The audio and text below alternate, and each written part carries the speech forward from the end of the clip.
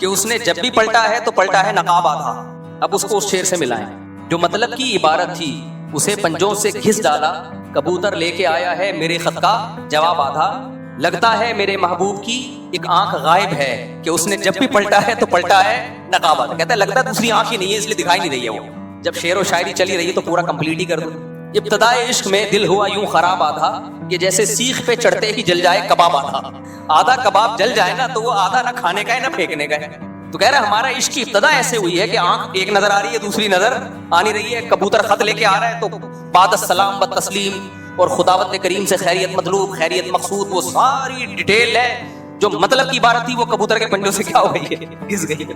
تو جو ایتھیس لوگ ہیں, ملحد لوگ ہیں, جو مطلب کی جو اصل بات تو خدا کے وجود کی سب سے بڑی دلیل ہے کہ بھائی پہلی دفعہ کس نے بنایا اس کو پی جاتے ہیں, بننے کے بعد کے پروسیس کو بیان کرنا شروع کرتے ہیں. ایکچولی یہ بندر سے بنا ہے. بندر کس نے بنایا, بندر کیسے بن گیا, تو بندر فلانے سے بنا ہے. وہ کیسے بن گیا, وہ اس سے بنا ہے. وہ کیسے بن گیا, وہ ایک سیل سے بنا ہے.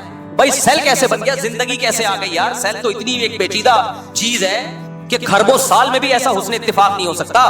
اور اگر حسن اتفاق ہو گیا تو کس چیز سے ہوا یہ اتفاق, وہ چیز کیسے بنی, یہاں تک کبھی پہنچتے ہی نہیں. بس ایک انہوں کی سوئی آ کے اٹک گئی ہے کہ اگر یہ کائنات ہمیشہ سے نہیں ہو سکتی تو خدا ہمیشہ سے کیسے ہے. بھائی وہ خدا ہے, خدا کے بندو یہ کائنات ہے. ہم خدا کو تھوڑی جانتے ہیں حقیقت کو, کائنات کو تو ہم جانتے ہیں, خود سے وجود میں نہیں آ سکتی. آپ کیسی بے عقلی کی باتیں کر رہے ہو کہ کائنات ڈھن سے خود سے وجود میں آ گئی.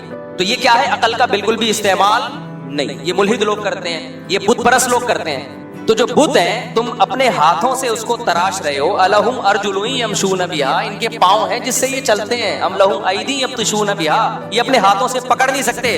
مکھی ان سے کوئی مٹھائی چھین کے بھاگ جائے اسے چھڑا نہیں سکتے, مکھی بنا نہیں سکتے. اور قل ادعوا شرکاءکم, ان کو پکارو تم, یہ تمہاری پکار کو سنیں گے نہیں, جواب دینا تو دور کی بات. سواء علیکم ادعوتموہم ام انتم صامتون, تم ان کو پکارو یا چپ بیٹھے رہو, ان کی صحت پہ کوئی فرق نہیں پڑے گا. کتنی لاجک کی بات ہے. یہ کیسا خدا ہے, 4 بتوں پہ ایک فری مل رہا ہے آپ کو. باقاعدہ ریٹ ہوتے ہیں بتوں کے, جو ان کے خدا ہیں ان کے ریٹ ہوتے ہیں. میں تھائی لینڈ میں ہول سیل مارکیٹ میں گیا ہوں, یہاں وہاں سستے ہیں, تو ہول سیل کے حساب سے ریٹ کیا ہے, سستے ہیں. تو یہ کیا ہے, عقل سرے سے استعمال ہو ہی نہیں. جب ان کو کہا جاتا ہے بھائی کیا کہہ رہے ہیں, عقل کا تعلق نہیں ہے, یہ اوپر کی چیز ہے, ان کا ریلیشن ہے خدا سے, جو اصل بھگوان ہے اس سے ان کا ریلیشن ہے, اس نے ان کو اختیارات دیے ہیں. قرآن کہتا ہے ما انزل اللہ بہا من سلطان, کیا دلیل ہے کہ اللہ نے ان کو اختیارات دیے ہیں, اس کی کیا دلیل ہے. کوئی واضح دلیل تو لے کر آؤ, کوئی آسمانی کتاب میں لکھا ہوا ہے, کہاں ہے. اللہ کیوں دے گا ان کو اختیارات. اللہ قرآن میں کہتا ہے تم اپنے غلام کو اپنی پراپرٹی میں شریک نہیں کرتے, میں ان پتھروں کو اپنی کائنات میں شریک کر لوں. تم اپنے غلام کو پروٹوکول نہیں دیتے اتنا کہ اپنے خادم کو اپنی پراپرٹیاں دینا شروع کر دو, اور میں ان کو اپنے ساتھ خدائی میں شریک کر لوں. تو یہ ہے عقل سرے سے استعمال نہ کرنا. قوت ہے نا اللہ نے انسان کو. اور ایک ہے عقل کا غیر ضروری استعمال, غیر ضروری, جہاں نہیں استعمال کرنی وہاں بھی. ایک ہے صلاحیت دی ہے, فائدہ نہیں اٹھا رہے, جیسے بھوک ایک اللہ کی نعمت ہے, فائدہ ہی نہیں اٹھا رہے, کھا ہی نہیں رہے, مر جاؤ گے آپ. ایک ہے بھوک کا ناجائز فائدہ. آپ کو بھوک بہت لگ رہی ہے تو آپ یہ سمجھے کہ میرا پیٹ نہیں ہے, یہ لالو کھیت ہے, صحیح ہے نا بھائی. بھوک بھی محدود ہے, پیٹ بھی کیا ہے, محدود ہے.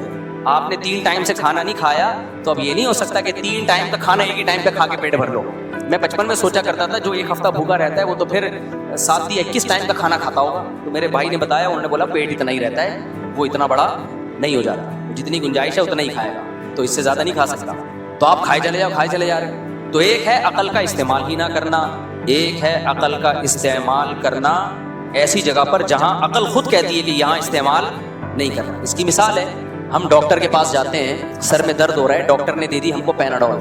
ڈاکٹر کے عقل یہ کہتی ہے کہ درد سر کا علاج جو ہے حکیم یا ڈاکٹر کے پاس ہے. عقل یہی کہتی ہے نا, یہاں تک عقل کا استعمال ٹھیک ہے. آپ کے سر میں درد ہوا, آپ جا رہے ہو میکینک کے پاس کہ آپ نے چونکہ میری گاڑی بہت زبردست ٹھیک کی تھی, میری کھوپڑی بھی آپ ہی ٹھیک کریں گے. پلگ پانے سے آپ نے کیا کرنا ہے, یہ انکل کو بڑی ہنسی آتی ہے میرے سے, زندہ دل انکل ہے. تو آپ کی گاڑی کسی میکینک نے ٹھیک کی تھی, آپ اسی میکینک کے پاس چلے گئے کہ بھائی میری کھوپڑی بھی نٹ بولٹ لے کے کیا کر دو, اسکرو ڈھیلے ہوئے ہیں. بعض دفعہ ماں باپ بچے کو تانا دے رہے ہو نا, تمہارے اوپر کے اسکرو ڈھیلے ہیں, تو آپ چلے گئے, آپ نے کہا یار اسکرو ٹائٹ تو اس نے کیا تھا, وہ الیکٹریشین آیا تھا ہمارے اسکرو ٹائٹ کر کے گیا ہے پلگ اس کے بٹنوں کے, تو آپ میرے اسکرو کیا کر دیں, ٹائٹ کر. یہ بالکل استعمال ہی نہیں کر رہے. لیکن آپ نے عقل استعمال کی, آپ نے بولا بھائی ہر فیلڈ کے ماہرین ہوتے ہیں, میڈیکل سائنس ڈاکٹروں کا اور حکیموں کا شعبہ ہے, کسی اچھے حکیم یا کسی اچھے ڈاکٹر کے پاس. سر درد کا تو آج کل حکیم بھی پیناڈول ہی دے رہے ہوتے ہیں, تو آپ چلے جائیں کسی اچھے ڈاکٹر کے پاس, وہ ڈاکٹر آپ کا ٹیسٹ کرے گا, جو بھی کرے گا, اس کے بعد آپ کو دوا دے گا. اب اس ڈاکٹر نے آپ کو لکھ دی 2 گولی پیناڈول، فوری طور پہ کھا لیں، فی الحال یہ درد تو ٹھیک ہو، پھر ہم بعد میں غور کرتے رہیں گے یہ ہو کیوں رہا تھا، شادی کی تھی آپ نے یا شادی نہیں ہوئی.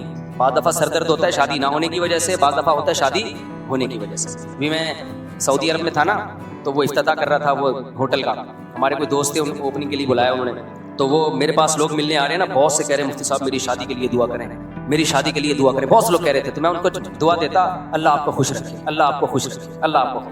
تو وہ سمجھ رہے ہیں میں دعا کر رہا ہوں کہ اللہ آپ کی شادی کرے، حالانکہ میری نظر میں اس کا مطلب یہ تھا اللہ آپ کو خوش رکھے.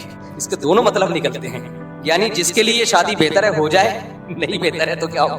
تو میں سب کو یہ دعا اللہ آپ کو خوش رکھے، اللہ آپ کو. تو میں خود کنفیوز ہو رہا تھا کہ میں دعا صحیح بھی دے رہا ہوں یا غلط دے رہا ہوں دعا ان کو. پھر میں نے کہا ہم تو یہی دعا کریں گے خوش رکھے، باقی اللہ کی مرضی کہ خوشی کس میں ہے. تو صرف مجھے وہ لطیفہ یاد آیا، ایک خاتون اپنے شوہر کا سر دبا رہی تھی کہ شادی سے پہلے بھی آپ کو کوئی سر دباتا تھا، اس نے کہا ہوتا ہی نہیں تھا درد شادی سے پہلے، دبانے کی ضرورت ہی نہیں تھی. تو آپ نے کیا کیا، آپ ڈاکٹر کے پاس چلے گئے، عقل کا استعمال کیا آپ نے. یہ بالکل صحیح کام کیا آپ نے کہ آپ ڈاکٹر کے پاس چلے گئے، شرعی مسئلہ پوچھنے کے لیے ڈاکٹر یا انجینئر کے پاس جانے کے بجائے مفتی کے پاس چلے گئے.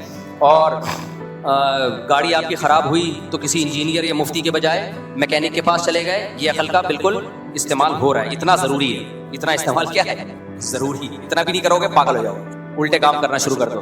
لیکن ڈاکٹر نے جا کے، ڈاکٹر بھی اچھا ہے، پڑھا لکھا ڈاکٹر ہے، تجربے کار بھی ہے، یہ بھی نہیں کہ ابھی نیا نیا مارکیٹ میں آیا ہے، سفید داڑھی ہے اس کی، بہت ایکسپیرینس ہے، بڑے بڑے ہاسپٹل میں وہ سرجن یا جنرل فزیشین کے طور پہ بیٹھتا ہے، ساری دنیا کو اعتماد ہے. اب اس نے آپ کو لکھ کے دیا پیناڈول. اب آپ کہہ رہے ہو ڈاکٹر صاحب میری عقل نہیں مانتی ہے، میری عقل بولو نہیں مانتی. مجھے قائل